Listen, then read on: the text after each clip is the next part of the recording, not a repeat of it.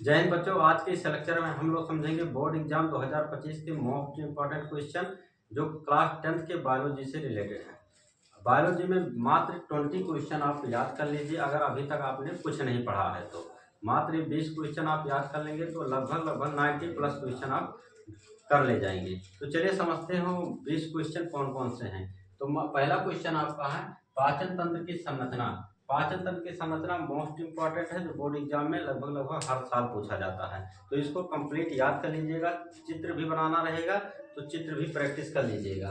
दूसरा है श्वसन तंत्र की संरचना और तीसरा है उत्सर्जन तंत्र की संरचना। ये तीनों संरचनाएं जो हैं इसका सचित्र वर्णन आता है। अगर सचित्र वर्णन आएगा तो आपको 5 नंबर का क्वेश्चन रहेगा और केवल चित्र बनाने का आएगा तो आपको 2 नंबर का प्रश्न रहेगा। तो ये हर साल पूछे जाते हैं, इसको आप जरूर तैयार कर लीजिएगा। नेक्स्ट आता है हमारा लैंगिक जनन और अलैंगिक जनन।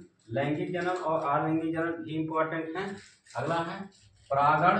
परागण में जो होते हैं आपको 3 प्रश्न इससे बन सकते हैं। पहला परागण में है कि परागण के प्रकार बताइए। तो परागण जो होते हैं 2 प्रकार के होते हैं।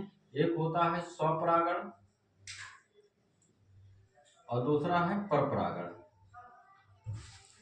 तो स्वपरागण और परपरागण क्या होते हैं इसको भी डिफिनेशन सहित याद रखिएगा। नेक्स्ट है पुष्प की संरचना। पुष्प की संरचना ये वेरी मोस्ट इंपॉर्टेंट, ये लगभग ये भी हर साल पूछा जाता है। नेक्स्ट है डीएनए आरएनए में अंतर, मेंडल का नियम और एक संकर संकरण द्विसंकर संकरण। ये भी आप तैयार रखिएगा। ये भी 4 नंबर 5 नंबर या 3 नंबर के प्रश्न में पूछे जाते हैं। नेक्स्ट आपका मानव मस्तिष्क तांत्रिका तंत्र निषेचन। अगला आपका पादप में श्वसन किस प्रकार से होता है। हृदय का सचित्र वर्णन, ये तो बहुत इंपॉर्टेंट है।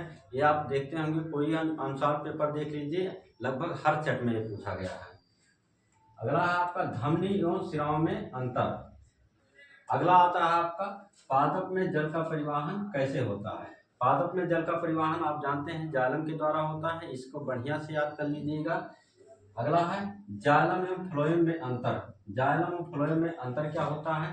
जाइलम और फ्लोएम में अंतर के बाद आता है आपका नेफ्रॉन की संरचना। ये भी बहुत इंपॉर्टेंट है। नेफ्रॉन की डिफिनीशन भी याद कर लीजिएगा। नेफ्रॉन का डिफिनीशन और संरचना आप दोनों तैयार रखिएगा, ये बहुत इंपॉर्टेंट ये भी है। तो इसमें जितने 20 क्वेश्चन लिखे गए हैं वेरी इंपॉर्टेंट हैं। इसको हर हाल में आप तैयार कर लीजिए अगर आपको बोर्ड एग्जाम में 90 नंबर लाना है तो।